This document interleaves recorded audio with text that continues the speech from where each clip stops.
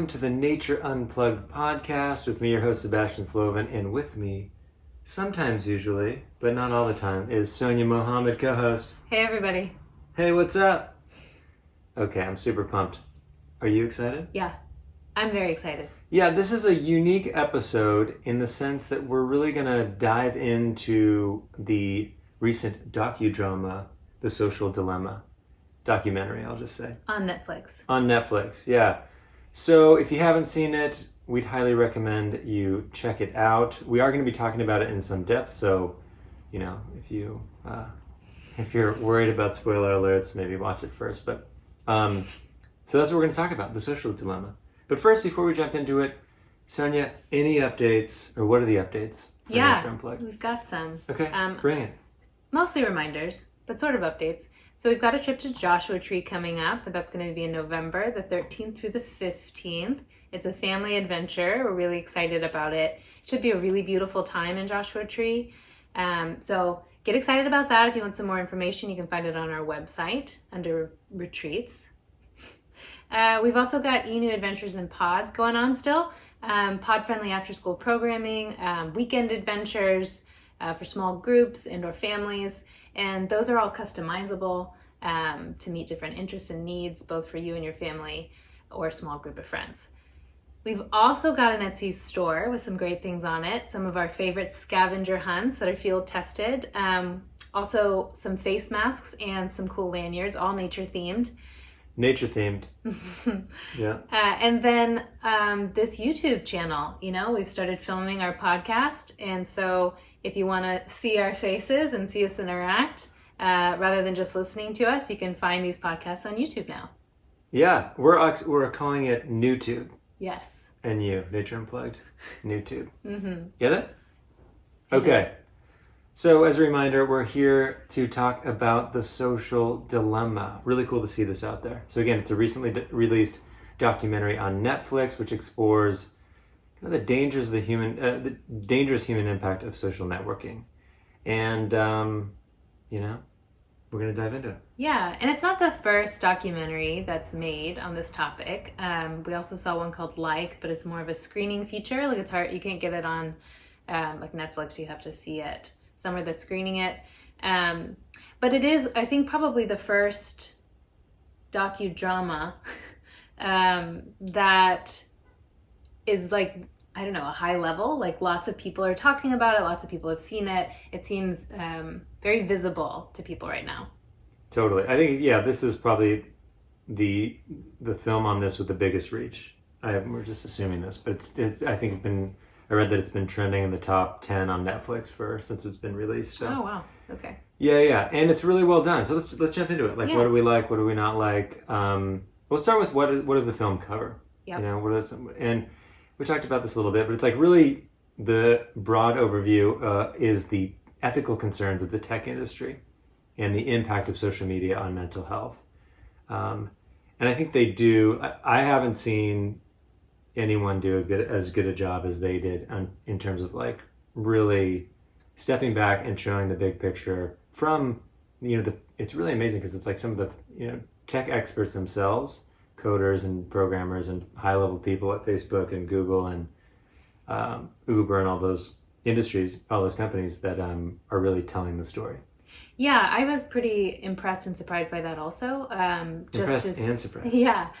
Just the number, it wasn't just like one person speaking out about this, but a collection of really the top folks at a lot of these companies, or previously top folks.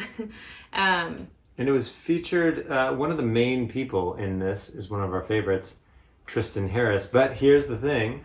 We've discovered something new in this documentary. This is one of the many things I learned was that his name is Tristan. Yeah, we have been saying it wrong this whole time in all of our presentations and workshops. So we apologize, Tristan, for the mispronunciation of your name. But he's great. I think if you don't know who Tristan Harris is, we've talked about him before, but former Google developer, and really, I think, one of the first people he's a whistleblower. He kind of was really outspoken about some of the tactics of the tech industry, the attention economy, and got, I don't know if he put this film together, but I think he was one of the main people to get it going. Yeah, and so it's sort of a blend of these tech CEO folks like sharing sort of their experience, their piece of creating this technology, and then also a bit more of like a narrative, a story of what this looks like in our lives, in our families, etc. And actors sort of portray the challenges that we're all facing with managing our social media and device as well. Yeah, and the acting's pretty good. Like it's legit Yeah. actors. Yeah, I feel like I thought it was really typically, good. yeah, typically in I think these kind of films, it's pretty bad. But this is good. This is great. Yeah, for And sure. so let's jump into this a little bit. The attention economy. This is really what the film focuses on, and we've talked about this before. And if you're not familiar with the attention economy, we'll talk about it. But it's basically kind of the umbrella term for the dynamics of social media and how they make money and how that whole thing works. And it's basically, the short version is, the longer they're doing whatever they can to get our attention on their platform or game or whatever it is, the longer they have our attention on the screen, the more money they make by selling advertisements Yeah. and things like that. Yeah, and the core concept is that our attention is a new currency, right? Like it's how dollars get spent these days. Totally. Yeah. Yeah, and I wasn't really aware of this, but they talk about how Silicon Valley for the first 50 or so years that it was going was really focusing on hardware and software, actual products yeah. that they would sell to either companies or individuals, and then a major shift has happened over the last 10 years or so that they're not selling products anymore. They're selling users, like user data, and that's when it kind of is a deeper dive into just how much data Facebook, Instagram, all these companies have on us and how powerful that is and how much that's worth. Yeah, totally. It's nuts.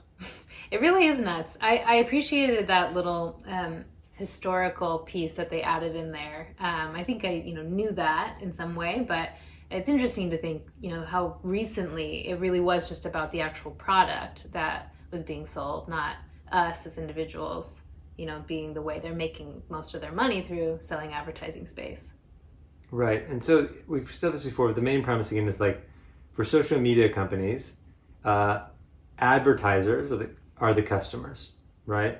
And we, like the individual user, are the product. Mm-hmm. And we've said that before, but it's really, it's a major shift in I think how you view Facebook. Like it seems like, oh, it's this amazing, or any social media. It's like it's amazing free platform, and there's a reason that it's free. It's actually it's not free. Yeah. There's a cost to it. We're just not paying dollars for it. Yeah, and they had the Facebook. I forget what his position was, but he was basically hired to figure out how Facebook could build a financial model out of their platform. How can they make money? And he was very honest and candid that it seemed to make sense to monetize it through advertising space, like how to get people to come back, use Facebook more often for longer, so that the real estate right on the page becomes much more valuable because we're there looking at our feeds, staying engaged, and then every fifth post is actually an advertisement. And that's, it's interesting, that was an intentional decision they made, of course, not when they were fully aware of what the consequences would be. And I think this film does a nice job, in my opinion, of making it clear that nobody knew this was going to happen. And it did. And so who's responsible, right? I think that's the question of the film, too. Yeah, totally. So it does a really good job of painting the picture of the attention economy, and kind of right from the people who created it. And it does go pretty deep. It talked about a lot of things that we're pretty familiar with, like the Stanford Persuasive Technology Lab. It's where a lot of these tech developers went to school and are tech CEOs, and where they really are learning, this kind of combination of high tech programming and psychology, like the psychology of how to get people to change their behavior. And that's a lot of the stuff we've talked about before, which they shared a little bit, but the kind of the the scrolling screen where it, just never ends, and the likes and the little dopamine hits and things like that. It's all super intentional design. Yeah, and I probably should have written some of this down before. I can't remember the man's name, but one of the people they featured... Was it Tristan? No, it was not Tristan. One of the people that they were featuring was talking a lot about the behavior change, and that it's not these dramatic changes that we'd be really aware of, but it's these small changes over time that really change what we think, the way we behave, how we act, etc. And I think most of us notice that on some scale after, some point when we think back like 5 years ago, how we were spending our time to today. I can't pinpoint a moment in which I started spending exponentially more time with my phone, but it's happened between, in the last 10 years. So it's these small changes that sort of sneak up on us and are really powerful. Yeah.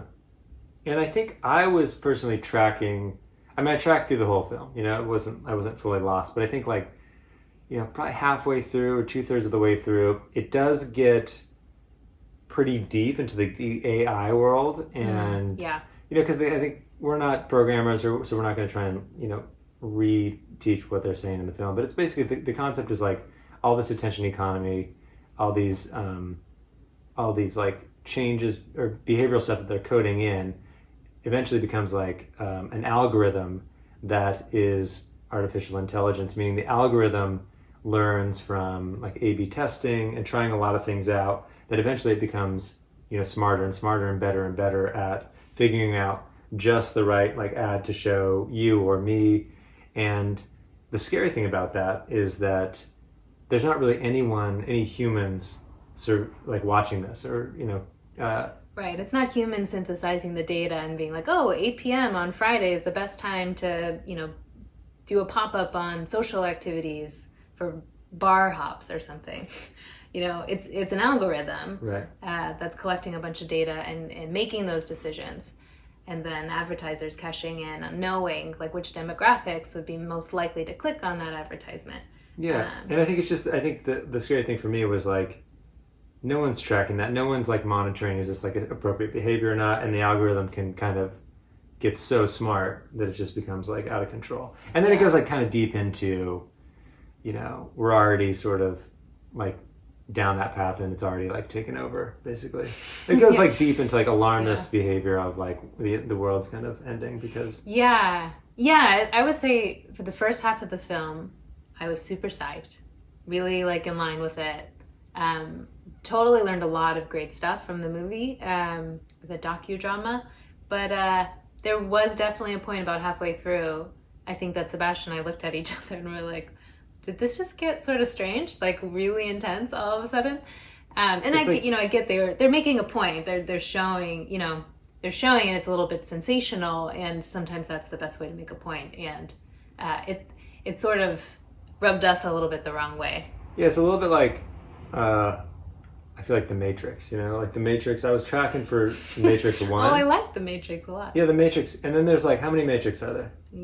There's like maybe 3? Yeah. I feel like I saw some of these later ones and I was like, I don't know what's happening now. We're so deep in the Matrix that's kind of how I felt. That's just me personally. Yeah.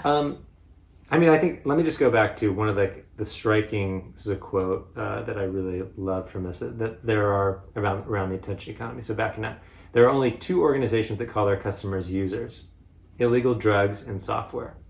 That's pretty remarkable. It's super powerful. I had never heard that quote before. Sebastian, I don't think had either, but he was able to guess the answer. Yeah, I guessed it live, real time. It was very 10 points for Sebastian.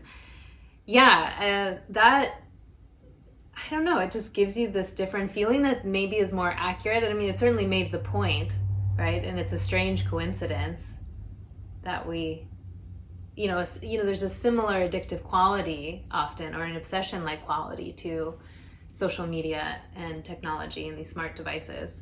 So it seems appropriate. I think so. I shift gears a little bit to talk about, I found an interesting article that was written kind of on the response to the social dilemma, and it's basically talking about the 2 sides to the debate and where you land. And the author is John Brandon, and basically what he was kind of sharing, and this is based on reading some of the reviews of the film, and I kind of went in and did a dive into like all these critiques of the film, and it really, people tend to fall on into two camps here. And one side of the coin is you either think that social media companies are to blame and they need to do something about it. They need to own this and change their ways. It's their job to fix it. Right, like the system is at fault and the system needs to fix it. Or you're on the other side and it's really about the user, like the individual user, like you or me, that we need to take more responsibility. Yeah. And this is super interesting, right? And this is a lot of what we talk about in our work. And you know, we were talking about this a little, and I think we're really on the page of it's not a black or white answer. It's pretty nuanced, and that there's like a both and quality here where yes, like I personally think like the social media companies are to blame for a lot of stuff, and for not having as much like many guardrails on this as they probably could have, or oversight, and they can take there's action that they can take for sure. And at the same time, like we're not just helpless like zombies over here that are just going to like blindly follow whatever the attention economy says. And so we have a lot of power too as the individual. And I think that my take on the film too is that it made us feel like, or the individual feel powerless to the pull of the attention economy. Mm-hmm.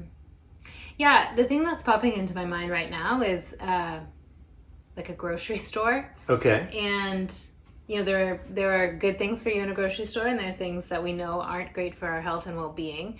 And strangely, there are a lot of the things that are less healthy for us right up by the cash register, right? So we like have to walk by it. So I can't redesign a grocery store. That's like not in my scope of change and influence, but don't sell yourself short. you know, and I'm gonna go to a grocery store, I'm gonna go through the checkout line, and so I do have to own sort of my ability to get through the line without grabbing the Snickers bar on my way out the door, you know? Right. So so I'm agreeing. I think, you know, there are things we can and can't change, and how long are we willing to wait for them? And what can we do right now? What can we do? What's within our control? Right. And I think that's a really good segue, I think, into some critiques of the film, which we kind of started to talk about, which was, it does dive a little deep, and it seems pretty grim, right? The whole future. It's bleak. It is bleak, you know? It seems like, oh, we're just screwed. We're going to, Facebook owns us, and we got to just go along with it, basically. But I think for me, or I can speak for both of us, that the biggest issue, or the biggest like sort of surprise for me was that there was zero talk about solutions. Even from like their industry end, I don't feel like they said anything about like what they think should be done.